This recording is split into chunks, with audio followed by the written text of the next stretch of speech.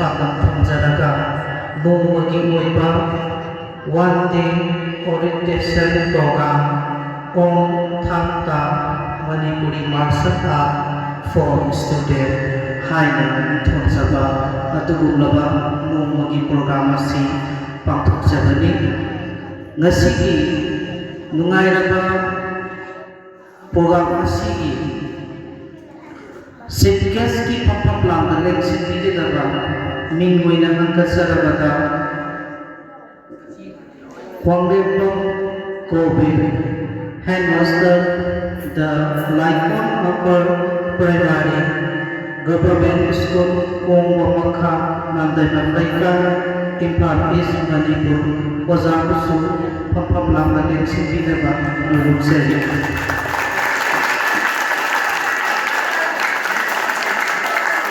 Adisubada President ki pampaplang aleng sinbidaba minggoina hangkasarabada Guru Kuntrapong Subsandra Maitai Directorate Mitasi Ozabusu pampaplang aleng sinbidaba hangkasar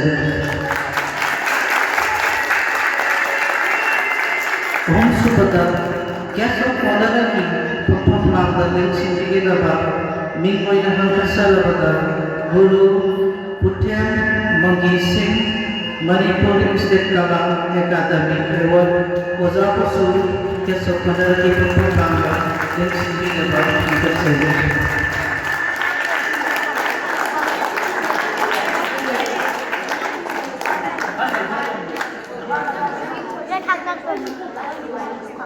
Atoiba Tule Ozahunna Pampanga Next week Matunda Sinjalan Sariba Maitai Indigenous Tangta and the Cultural Institute Amadi The Laikon Upper Primary School Government School Kongwamakha Nandai Namlaikai Anigi Ngamjaba Kudon Oza Singda Lengyan Amamamtal Pibinaba Sinjalan Sariba Maikaida Nkatse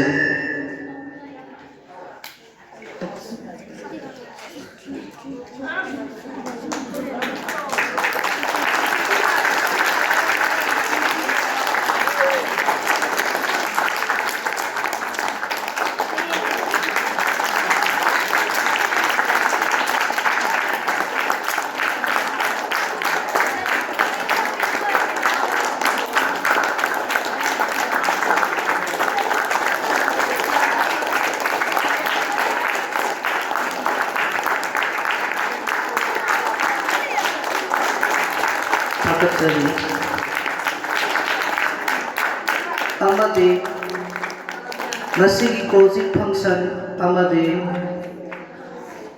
one day orientation program on Thangta Manipuri martial art for student Nasigi function Nasi Kek Takai Tabadi Mapuda Thongi Jaboina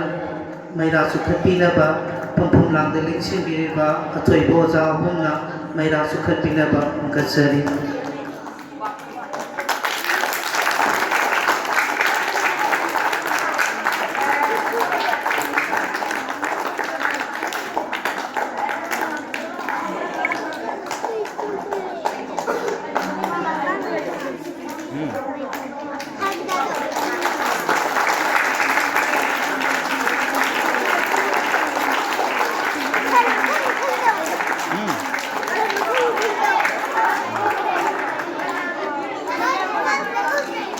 Tagasari Zahumbu Maira Sukhan Pikraba Matunda Ngasigi Pamsan Nasi Hautupaga Iroinana Penaya Kairon Sapigedaba Oza Mutum Bangkin Sandra Maitai Lawirasi Penaya Kairon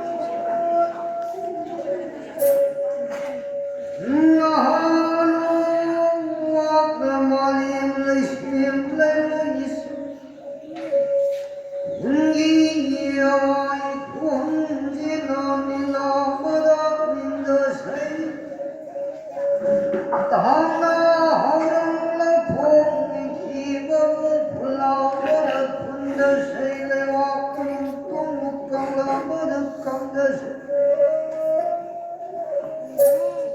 Haisina kundi kungai wanyayu sindi singawa sajam pitau sajam lamai Lembana pamhu pamoilo sinkana sindamlo agri nana koyo tirso nana pamoilo agri nana tirso pamoilo samai yama mukkamana hangara narai puri sakwan tidham Khabaram nilai mai phung nara lengi tharwa saiba yawa thalai pugana hangara wama sai hong janam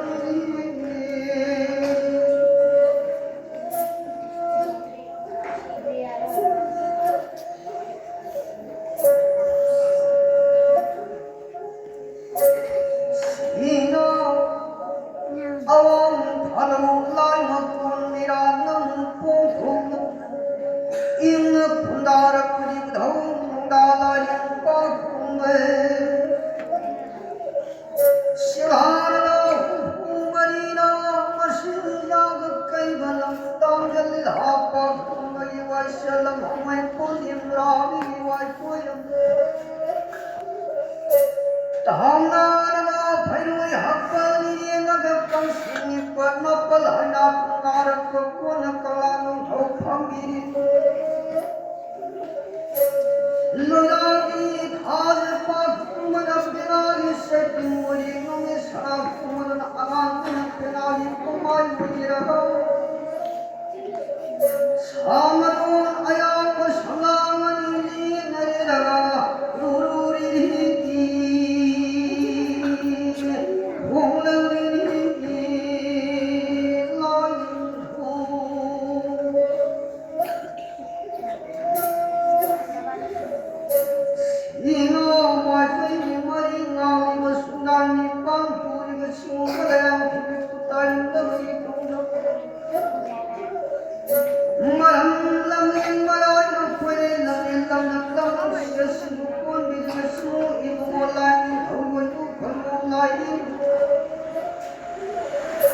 Even how to shoot a heart with a water, and how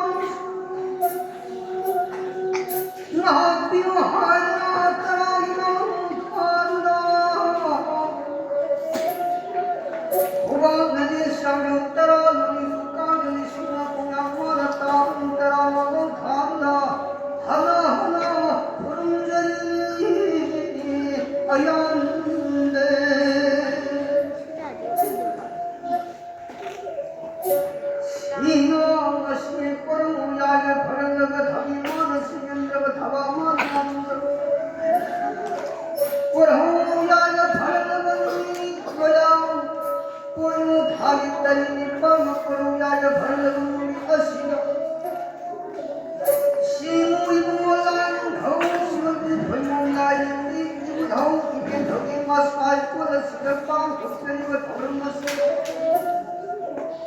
ꯍꯧꯕꯗꯒꯤꯅ ꯂꯣꯏꯕ ꯐꯥꯎꯕ ꯇꯦꯛꯇꯕ ꯀꯥꯏꯗꯕ ꯁꯣꯏꯗꯕ ꯉꯥꯡꯗꯕ ꯄꯤꯅꯕꯤꯌꯨ ꯀꯨꯝꯖꯥ ꯀꯨꯝꯖꯥ ꯈꯨꯗꯤꯡꯒꯤ ꯃꯁꯤ ꯄꯥꯡꯊꯣꯛꯆꯔꯤꯕ ꯁꯤꯒꯨꯝ ꯇꯦꯛꯇ ꯀꯥꯏꯗꯅ ꯄꯥꯡꯊꯣꯛꯇꯨꯅ ꯄꯤꯅꯕꯤꯌꯨ ꯍꯥꯏꯔꯁꯤ 시모이고 라인타오 땡만 막수 마이나고 담발레까 만바지 호박장하다 이루까지 심어 공양 원했다 야르나 비심어 하나하나 풍경이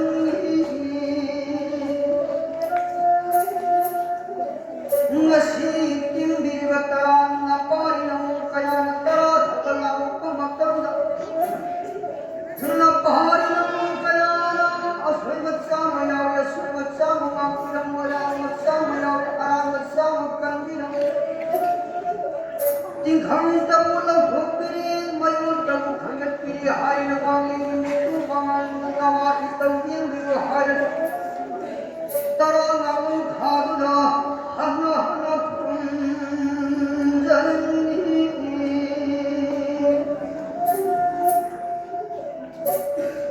sino napari wang sri umana wang niku mangarung tara kabal phangya swaya bakal mapi ulala bakal kami hai hai sehuga haya hai sehui tamjagi hai komari ipani haya komari imani hai sas haya haya sas hai haya haya haya hi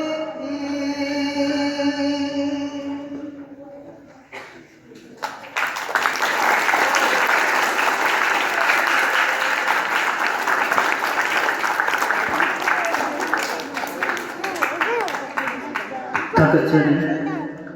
Oza Mutum Bakin Chandra Mekte Nasigi Aikoida Pangtok Seriba Program Nasigi Matanda Ay Samnapna Yamga Kradam Tamsake Nasigi Aikoida Pangtok Seriba Closing Function 20 Days Workshop Kam Pantwebi Thangai Haina Mingthonba adukumlaba thangta ki oiba item amakhatam ekhoina chief minister singi artist singi tempa haina directorate art and culture government of manipur ki makhada ekhoina workshop asi numit kunni sumna sathajarakani haiba workshop asi ekhoi ki school asina अखोई headmaster ओजा गोविंदगी अयाब लौजरगा मफम असिदा closing function असी पांथोकजबनी अदुगा अखोइना सही खुदिंगी school सिंग अमदी college सिंगा ministry of culture government of India की मखादा अखोइना अंगाम सिंगु नोमगी ओइबा नत्रगना नुलिनी की ओइबा नुलि मंगानी की ओइबा workshop amadi thangta ki oiba training jagoinin ki training asigumlaba training si oza sing amadi satra satri sing da biduna aikoi laksakhi ngasi bab aikoi na pangthok chariba mafam asi aikoi gi nitasi gi oinadi anirak suba mafam sina pangthok chadani adugumlaba aikoi gi manipur gi amata ngairaba culture asibu kanbada akhoi asobo thokdam lobiriba oja guru amadi inkhalagriba satra satri sing akhoi gi mitasi gi maikai gi hanhana thaga photok sari akhoi gi program khasa thajar koina akhoi gi function asiga mari lainana wafam khararan thabinaba keso korana gi pampam langda lengsen biriba Mingoina Hankasarabata Guru Puthe Magi Singh Sakinata Manipur State Kala Academy Award Ozana Nasigi Function Nasiga Mari Lainana Wahai Mari Mangadan Thabinaba Ozabu Hankasari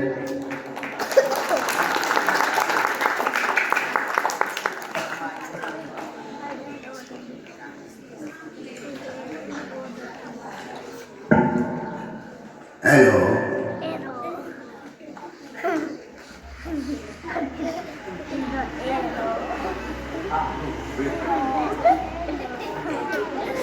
Hello. Mafam asida kon mafam asibo kon biriba ibu tahu wang relbu hana nolongna punem jadi loina na school sigi headmaster wai biriba wang lembam Gobind Singh aina hana takat kapondok sade ani shubda Mitasi director wina pugiliba KH Sursandu Busuru aina nolongna konon jari loina na school asigi lebiliba oja punna mapusu aina mindi kanjadrawadina punna nolongna konon jari yamna faba Tung yo ina su, hauja ko ina su. Mita sigi director da, school sigi headmaster da punjan daga. Ashumaina pitliba anang sinda thang tagi sate pitu khara uhanbina naba tungda makhoida thang ta tawniba polat nabagi labi chawmani aduna maram wadna thang chawani adubo piliba anang sing oibanina yamna hena manung hutna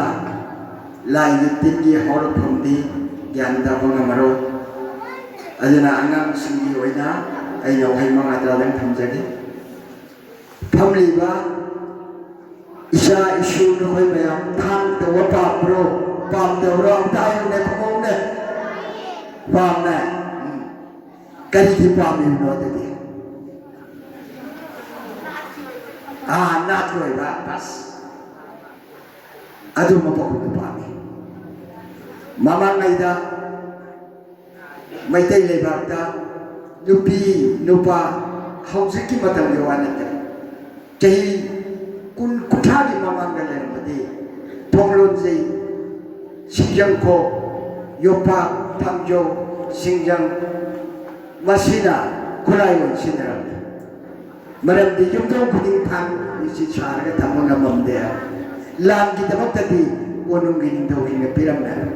ada nupi nupa khatana thang ta se aidi hena point hena darkar loina na Larik hai besini mitni nakoni khongni budhi lausini mama apa na larik ta onsan bangam da besi school ga wajajing na macha sana takwi tabiri bese kwai de hena acho ba laiwa ki dang cho ba phireki mate ngamani haljani aduna nupi hai bese thang ya darkar maram di hausiki matam sida labi lam hanga minit mari da mangada Manganda, the Hosiki Matamji, Nahan Mupasi, Kara, Matom Chadre, Ajanupi, crying shop. Makoina mini, Maribangada Kupa, Mani, Hudu Tenadra, Labilang Hanga Tatana, Patavator, Matamda, Napu in Matam, the Labi the Mission of the Lagan, Swing of the Lagan, Aduna, Lupi Game of Punchi, Natra Ijat, Kanunga, Sinamaraborga, Nupa the Kidi, Nupina. Haujiti yang darkar mata mama jadi mama jadi nupana darkar lanji numai leram tabina thanta chukoi par ke lan chodra haujiti eke thul sabera islam mayam sina numai maru amana mi manga tarai happa ya ba mi ya khai hu ya happa ya ba le sida ai khoi na than ke ni tori no hai le shen shen ma ai khoi na theng na dei manipur gi di thodona bo khana hangnati Koi dia ni mafam atau pasinda, mafam sinda, tanda koi matam amada, adu dengan tanah foreign country sinda. Nak koi na nomai lagi matam na langkah mana na amigai, koi dah ni. Ning tahu sinda karamai tu, matam lagi. Ada cahut travel lagi mak, tu husiki matam sikit wah, koi dah koi. Matam apa lagi? Tanda 신경 포블룸 레이 부터니까 만약에 이 까마이도 자꾸 그거다 나 아두나 말은 뭐가 아이코이나 하이바 탄다다 나태고 저거이 이세이 뿡 탄다 마시 저거이 쉐이디 후지먹 달까로이다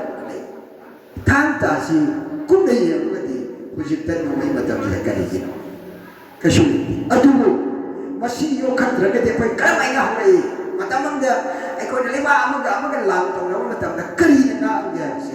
누기다마다 프리자베션 샤키 오이나 부토고야 좀나 프리자베션 걸로이나 당주 수마이나 더위네 수마이나 하이네 시시 더위네 하이나 시시 프로그램 진행 직감면 샤키 오이 아주 남말은 뭐더라 레비리바 담비라만에 예수칼리 프라이베트 스쿨들이 아마 탐그래 아마 레이그래 सरकार की school जाते कितना भारत तो मले अदुना पोबिरीबा आई ओजाजिंदा इंशन तो बनते ताक्से बसुनते अंगांग चिंची शेंग नमा आई कोई दा होजे स्कूल की ओजामा करीमा हाई तरह थानी लरो के तोरो किसी मगा हम तो मंपी दबे याद बसु अदो मितासी बुबा आई की सक्सान लेको सुकुम बसुदा पैसा नतना एवरी संडे कोई क्लास तो वाला हुआ पैसा नता गाड़ी की भाड़ा नता शिजुखत नता थौरान ले भी लगती तापिरो संडे नोमाइजिंग खुदेगी पुंग ओजावाई तो संभव मतंदा कयाम साना तो भाई ओजा घर ले रही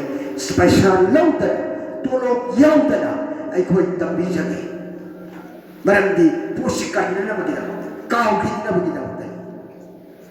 अदुना आई कोई चन्ने भी हौरा पयाम मरु कोई बा हौजिता सामाई फल मनी पुराई फल दया भी अदु पयाम मने सिलानी होता है अदु माइना थांग तासना आई कोई युमदों खुदिगी नुपादी यामना किनरम तो बसिया दे तो या थांग लानी हे पोरा पोरा लानी नि मतम अना हाइबा खरसी हायरगा आई मताम से लोसिनजरगे सोयरान यार सो मयाम ना फुगेनि खालु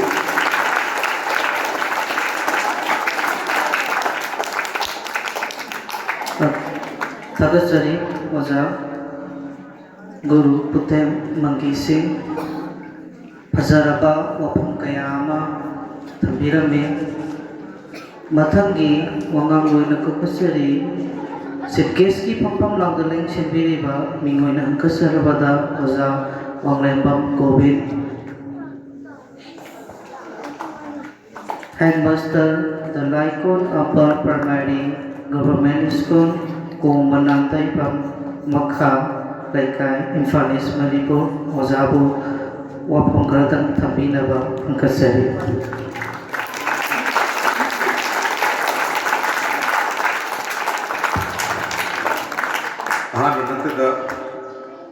School Sibu Napi Semidun Lebi Matapur Mata Kamoinum the State of Latin Jariba Koi Namdam Sigi Sorbu Kamoinum the State of Kurumzari Tarapada Mandaling Simbiriba Laigunuba Uza Anibu School Game Macadia Hanruntada Panusum Taipun Woodsari Tarapada Egin Siraba Ozasi Egin Siraba Satra Singamasum Nasi Lengbiratliba Maitai Indigenous Tanta Amadi Cultural Association की पुनः को school की मैकेडी handing आले इतना था उन लोग से रे याम नुमाय सुमाइना कोई के स्कूल दा ममांग से इधर सुलाक पिरम में तो नसी सुलाक पीदना अंगांग सिंगदा आंग तामसों बजरब जबोई के आमसों अंगांग सिंग मुआंग दा उपी के दबसी के नमुक्ता स्कूल की मैकेडी की कहने नुमाय उन लोग से रे तो मथन तारक को दा कोई एग्जाम फाइनल से लोअर का दिए कोई अंगांग सिंह से विंटर ब्रेक मतलब घर फंगबसदा ये अंगांग सिंह दस हाइजे बने कोई यार का दी अरे मतलब मंगन रही होता कोई की विंटर ब्रेक से थांता हुआ कोई मैते इंडिजिनस की थांता और कल्चरल प्रोग्राम से यक्षण नवा ये अंगांग सिंह दस होकर हाइजे गया तो का सोंगी इंस्टीट्यूशन दा ये अंगांग सिंह हाज़र रखे हाइजे गए तो का उसे मरुइना ओजाना से पर मिग्रे रुपी सिंह से की नमकता सोई नदी हानंदे है बनी रुपी सिंह से यार गदी सरित सरा थान ताज कर दौड़ सो हाइना बा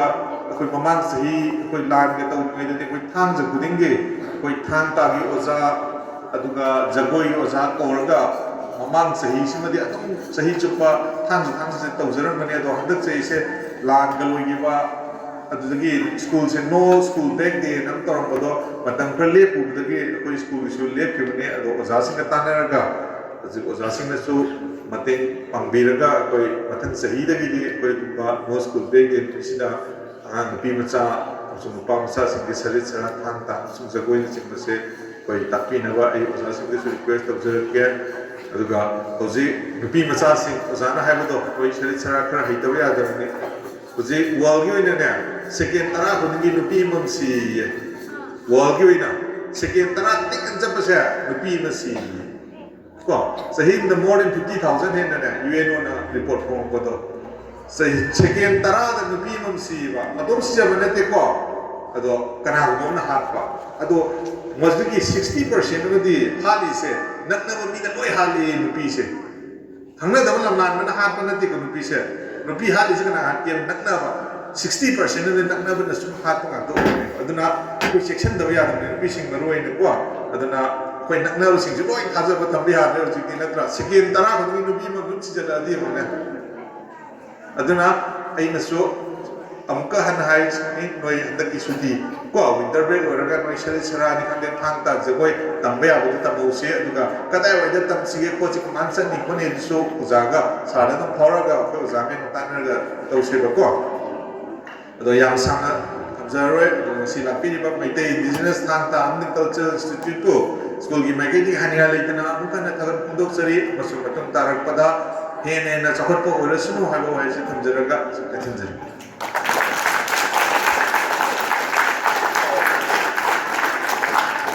ꯊꯥꯒꯠꯆꯔꯤ ꯑꯣꯖꯥ ꯖꯒꯣꯕꯤꯟꯅ ꯃꯃꯜ ꯌꯥꯝꯂꯕ ꯄꯥꯎꯇꯥꯛ ꯀꯌꯥ ꯑꯩꯈꯣꯏꯒꯤ ꯑꯉꯥꯡꯁꯤꯡꯗ ꯄꯤꯕꯤꯔꯝꯃꯤ ꯑꯣꯖꯥꯒꯤ ꯃꯈꯥ ꯆꯠꯊꯖꯔꯛꯄ ꯑꯣꯏꯅ ꯄ꯭ꯔꯁꯤꯗꯦꯟꯒꯤ ꯐꯝꯐꯝ ꯂꯥꯡꯗ ꯂꯦꯡꯁꯤꯟꯕꯤꯔꯤꯕ ꯒꯨꯔꯨ ꯈꯨꯟꯗ꯭ꯔꯥꯛꯄꯝ ꯁꯨꯔꯆꯟꯗ꯭ꯔ ꯃꯩꯇꯩ ꯗꯥꯏꯔꯦꯛꯇꯔ ꯃꯤꯇꯥ ꯁꯤꯡ ꯐꯪꯁꯟ ꯑꯁꯤꯒ ꯃꯔꯤ ꯂꯩꯅꯅ ꯋꯥꯍꯩ 5-10 ꯇꯝꯕꯤꯅꯕ ꯍꯪꯒꯠꯆꯔꯤ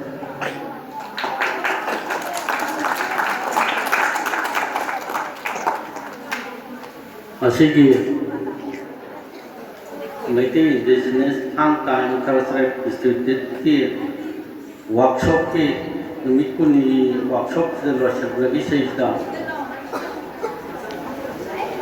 ꯃꯁꯤꯒꯤ ꯏꯀꯥꯏ ꯈꯨꯝꯅꯖꯔꯤꯕ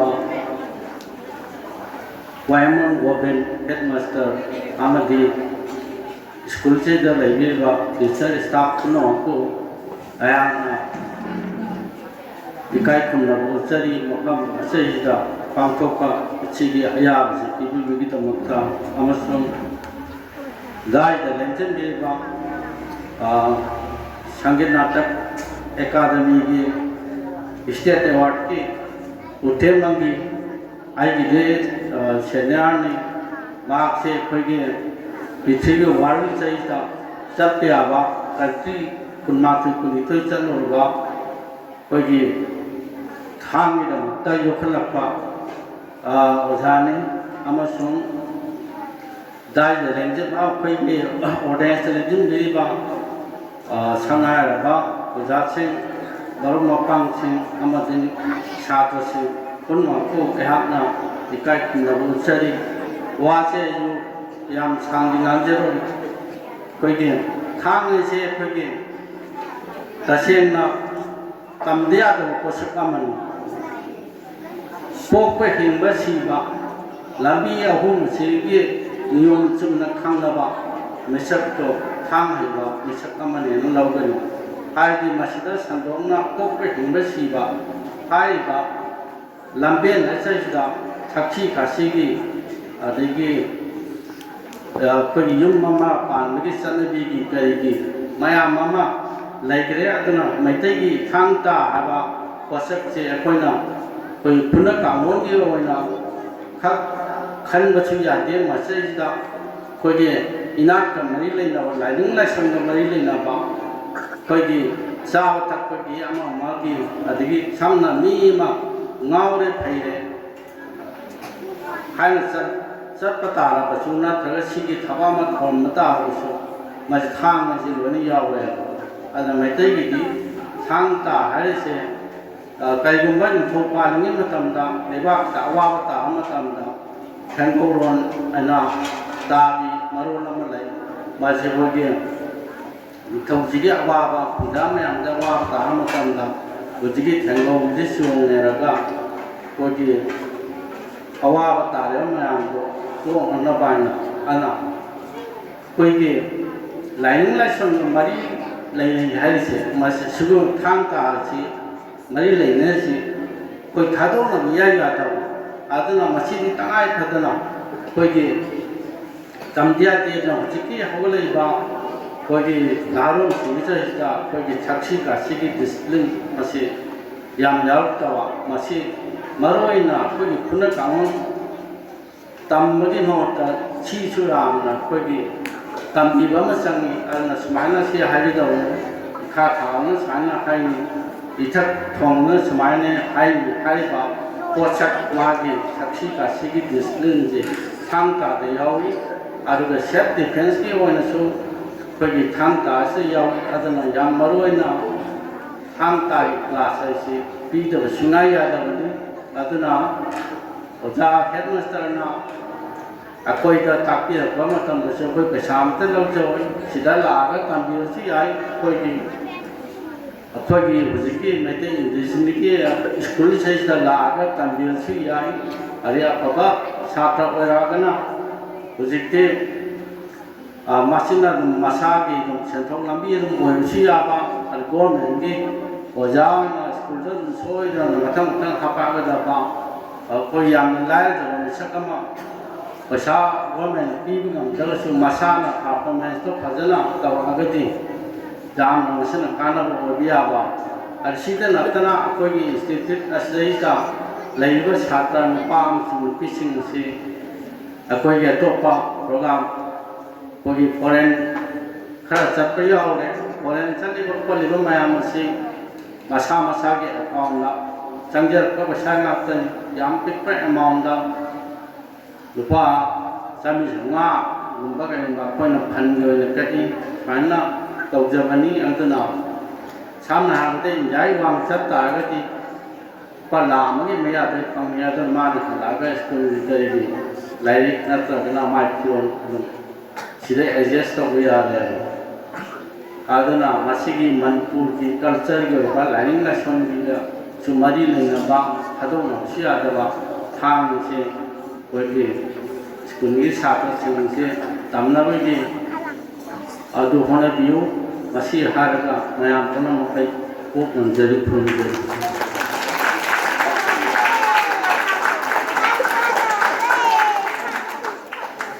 ꯊꯥꯒꯠꯆꯔꯤ ꯑꯣꯖꯥ ꯀꯨꯟꯗ꯭ꯔꯥꯄꯝ ꯁꯣꯁꯦꯟꯗ꯭ꯔ ꯃꯩꯇꯩ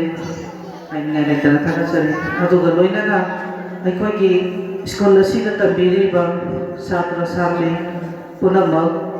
ꯑꯣꯖꯥꯅ ꯍꯧꯖꯤꯛ ꯍꯥꯏꯕꯤꯔꯝꯕ ꯑꯩꯈꯣꯏꯒꯤ ꯄꯔꯤꯈꯥ ꯂꯣꯏꯈ꯭ꯔꯒ ꯃꯔꯛꯇ ꯐ꯭ꯔꯤ ꯂꯩꯕ ꯃꯇꯝꯗꯨ ꯑꯩꯈꯣꯏꯒꯤ ꯃꯩꯇꯩ ꯏꯟꯗꯤꯖꯤꯅꯁ ꯊꯥꯡ ꯇꯥ ꯑꯦꯟड ꯀꯜꯆꯔꯦꯜ ꯏꯟꯁꯇꯤꯇ꯭ꯌꯨꯠ ꯀꯣꯡꯕ ꯈꯦꯇ꯭ꯔꯤ ꯂꯩꯀꯥꯏ ꯂꯩꯔꯛ ꯅꯝꯕꯔ 29ꯗ ꯂꯥꯛꯄꯤꯗꯨꯅ ꯍꯥꯏꯔꯤꯕ ꯊꯥꯡ ꯇꯥ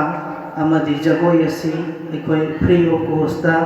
ꯇꯥꯛꯆꯒꯦ ꯅꯨꯡꯇꯤꯃꯛꯀꯤ ꯂꯥꯛꯄꯤꯌꯨ ꯅꯨꯡꯗꯥꯡꯋꯥꯏꯔꯝꯒꯤ ꯄꯨꯡ 3ꯗꯒꯤ ꯍꯧꯖꯔꯒ ꯄꯨꯡ 5ꯗ ꯁꯨꯇꯤ ꯑꯣꯏ ꯍꯥꯏꯔꯤꯕ ꯃꯇꯝ ꯑꯁꯤꯗ ꯁꯨꯡꯁꯣꯏ ꯁꯣꯏꯗꯅ ꯁꯥꯇ꯭ꯔ ꯁꯥꯇ꯭ꯔꯤꯁꯤꯡꯅ ꯂꯥꯛꯄꯤꯌꯨ ꯑꯩꯈꯣꯏꯒꯤ ꯏꯟꯁꯇꯤꯇ꯭ꯌꯨꯠ ꯑꯁꯤꯗ ꯂꯥꯛꯄ ꯃꯇꯝꯗ ꯑꯩꯈꯣꯏ ꯅꯈꯣꯏꯗꯒꯤ ꯄꯩꯁꯥ ꯑꯃꯠꯇ ꯂꯧꯔꯣꯏ ꯐ꯭ꯔꯤ ꯑꯣꯐ ꯀꯣꯁꯇ ꯑꯩꯈꯣꯏꯅ ꯍꯥꯏꯔꯤꯕ ꯀꯜꯆꯔꯒꯤ ꯑꯣꯏꯕ ꯑꯥꯏꯇꯦꯝꯁꯤꯡ ꯑꯁꯤ ꯇꯥꯛꯄꯤ ꯇꯝꯕꯤꯒꯅꯤ ꯑꯗꯨꯒ ꯂꯣꯏꯅꯅ ꯅꯈꯣꯏꯅ ꯂꯥꯛꯄ ꯃꯇꯝꯗ ꯅꯁꯥ ꯅꯁꯥꯒꯤ ꯑꯩꯈꯣꯏꯒꯤ ꯑꯥꯙꯥꯔ ꯖꯦꯔꯣꯛꯁ ꯑꯃꯒ ꯄꯥꯁꯄꯣꯔꯠ ꯐꯣꯇꯣ 2ꯒ ꯂꯣꯏꯅꯕꯤꯔꯛꯎ ꯑꯗꯨꯅ ꯀꯔꯤꯒꯤꯅꯣ ꯍꯥꯏꯕ ꯃꯇꯝꯗ ꯑꯩꯈꯣꯏꯒꯤ ꯏꯟꯁꯇꯤꯇ꯭ꯌꯨꯠ ꯑꯁꯤꯗ ꯔꯦꯖꯤꯁꯇꯥꯔ ꯇꯧꯒꯅꯤ ꯍꯥꯏꯔꯤꯕ ꯔꯦꯖꯤꯁꯇꯥꯔ ꯑꯁꯤꯒꯤ ꯃꯇꯨꯡ ꯏꯟꯅ ꯍꯌꯦꯡ ꯅꯈꯣꯏꯅ ꯆꯥꯎꯔꯛꯂꯕ ꯃꯇꯝꯗ ꯀ꯭ꯂꯥꯁ 12 ꯄꯥꯁ ꯇꯧꯔꯕ ꯃꯇꯨꯡꯗ ꯀꯜꯆꯔ ꯌꯨꯅꯤꯚꯔꯁꯤꯇꯤꯗ ꯀꯔꯤꯒꯨꯝꯕ ꯊꯥꯡ ꯇꯥ ꯑꯃꯗꯤ ꯖꯒꯣꯏꯒꯤ ꯂꯝ ꯑꯁꯤꯗ BA ꯇꯧꯒꯦ ꯍꯥꯏꯔꯒꯗꯤ ꯑꯩꯈꯣꯏꯅ ꯅꯈꯣꯏꯒꯤꯗꯃꯛꯇ ꯁꯥꯔꯇꯤꯐꯤꯀꯦꯠ ꯄꯤꯗꯣꯏꯅꯤ ꯑꯗꯨꯅ ꯁꯥꯔꯇꯤꯐꯤꯀꯦꯠ ꯑꯁꯤꯅ ꯅꯈꯣꯏ कल्चरल यूनिवर्सिटी दा संग यादोइने सर्टिफिकेट असे यावद्रगदी संग यादे अदुना अखोइदा रेस्टा तौद्रगदरी सर्टिफिकेट असिसु अखोइदा पीबा ngamdaba अदुना नखोइना तौनिंबा लैरगदी हाइरिबा इंस्टीट्यूट असिदा लापियु अखोइ नखोइबु तरामना नाइजरमगे मसी हाइरगा अखोइगी फंक्शन असि मखा चथजगे अखोइगी दाइस लेंशन बिरिबा ओजा अहुमना नातन लिंखत बिरगा अखोइना थाजरिबा चौकी असिदा नातन लेंशन बियु अखोइ मिनिट मंगादा लोकजरगा कल्चरल प्रोग्राम असि अखोइ हौजगे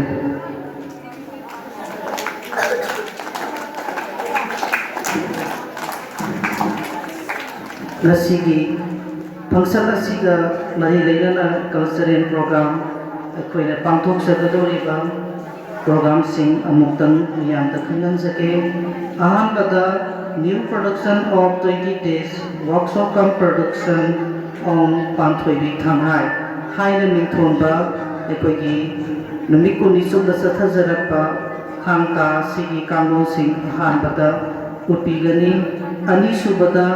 थामजौ अनि यानबा अहुम सुबदा हरिरिहा हाइरिबा क्लासिकल डांस असी अहुम सुबदा लोबिगनी मरी सुबदा स्टिक डांस सैरोम जगोय हाइरिबा आइटेम असी मरी सुबदा लोबिगनी मंगा सुबदा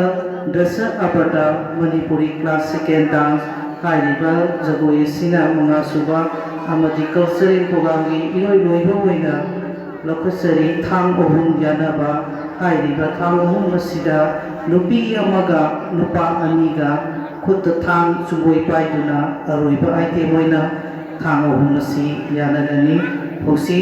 अखोइ मिनिट अमनि दंग मतम लौजगे अदुगा कल्चरल प्रोग्राम मसि हौजगे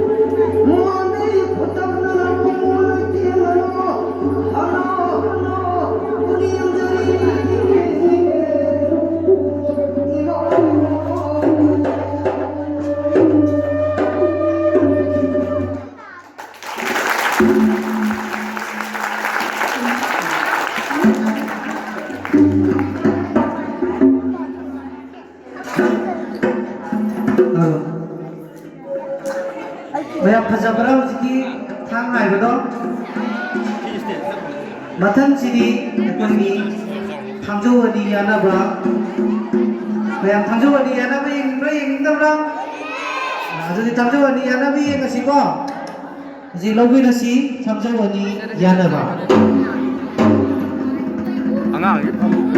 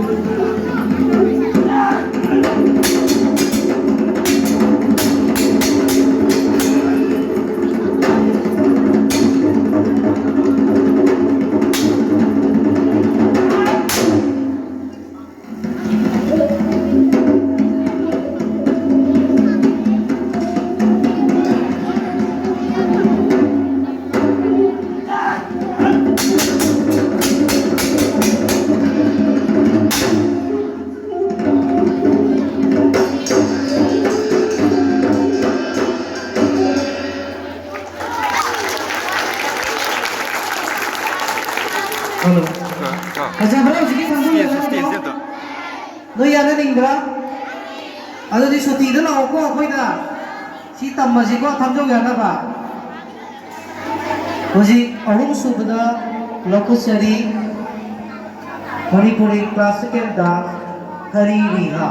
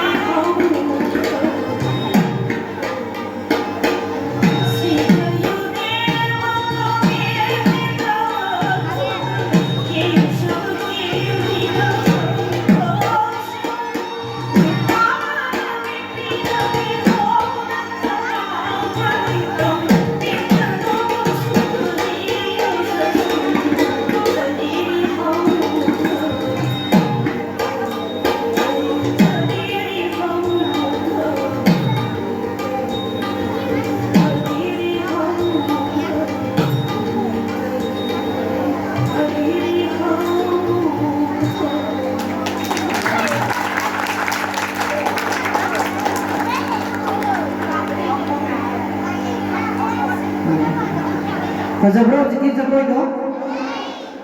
अदा मुक्ति स्टिक डांस सेलोन जबोई अमु यिंगजिगो जी नोबिरसी स्टिक डांस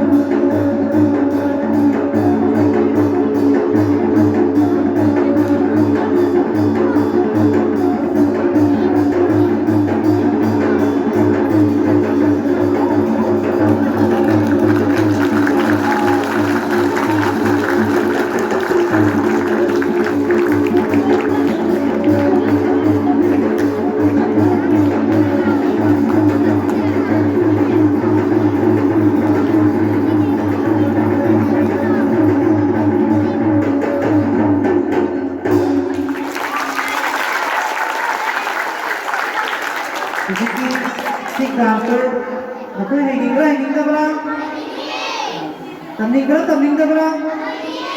हदक सुटीदा लाकब्रा तंबा उजी महासुबा आइटेम होना मणिपुरी क्लासिकल गान का दशरथ अबदा अबों में आदिवासी दशरथ अबदा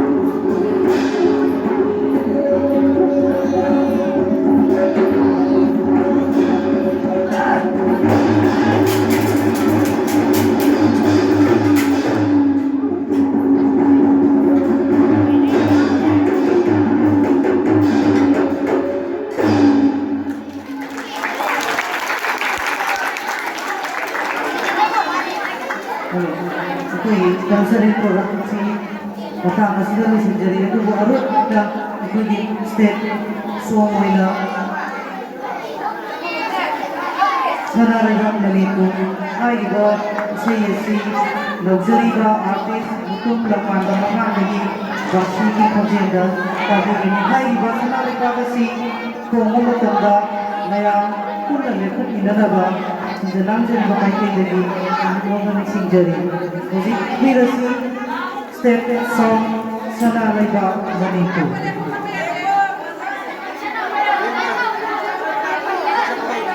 ꯃꯌꯥꯝ ꯏꯁꯩ ꯑꯁꯤ ꯈꯣꯡꯕ ꯃꯇꯝꯗ ꯄꯨꯟꯅ ꯂꯦꯞꯈꯠꯃꯤꯟꯅꯅꯕ ꯁꯤꯡꯖ ꯂꯥꯡꯖꯔꯤꯕ ꯃꯥꯏꯀꯩꯗꯒꯤ ꯅꯤꯡꯁꯤꯡꯖꯔꯤ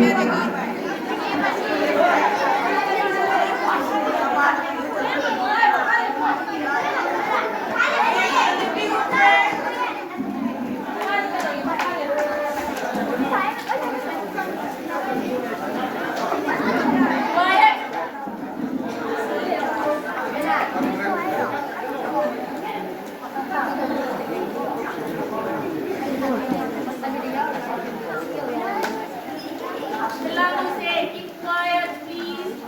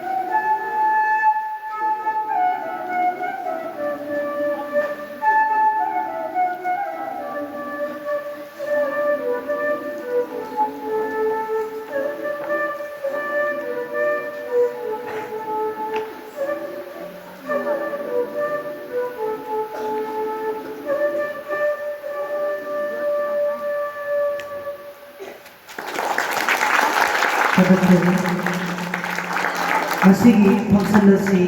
ꯑꯩꯈꯣꯏꯒꯤ ꯃꯇꯥꯡ ꯑꯁꯤꯗ ꯂꯣꯏꯁꯤꯟꯖꯔꯦ ꯑꯗꯨꯕꯨ ꯑꯩꯈꯣꯏ ꯑꯣꯖꯥꯁꯤꯡ ꯑꯃꯗꯤ ꯂꯥꯛꯄꯤꯔꯛꯂꯤꯕ ꯑꯣꯖꯥ ꯒꯨꯔꯨ ꯄꯨꯝꯅꯃꯛ ꯁꯥꯇ꯭ꯔ ꯁꯥꯇ꯭ꯔꯤ ꯄꯨꯝꯅꯃꯛꯀꯤ ꯑꯣꯏꯕ ꯑꯔꯣꯏꯕ ꯑꯣꯏꯅ ꯐꯣꯇꯣ ꯁꯦꯛꯁꯟ ꯑꯃꯇꯪ ꯃꯌꯥꯝ ꯀꯥꯃꯤꯟꯅꯔꯒ ꯀꯥꯏꯅꯅꯕ ꯌꯥꯝꯅ ꯇꯧꯖꯒꯦ ꯍꯧꯖꯤꯛ ꯐꯣꯇꯣ ꯁꯦꯛꯁꯟ ꯑꯃꯇꯪ ꯑꯣꯖꯥꯁꯤꯡ ꯉꯥꯛꯇꯪ ꯁ꯭ꯇꯦꯖ ꯁꯣꯝꯗ ꯂꯦꯡꯁꯤꯟꯕꯤꯔꯛꯅꯕ ꯁꯥꯇ꯭ꯔ ꯁꯥꯇ꯭ꯔꯤꯁꯤꯡꯁꯨ ꯑꯩꯈꯣꯏ ꯒ꯭ꯔꯨꯞ ꯐꯣꯇꯣ ꯑꯃꯇꯪ ꯀꯥꯃꯤꯟꯅꯔꯒ ꯂꯣꯏꯁꯤꯟꯅꯕ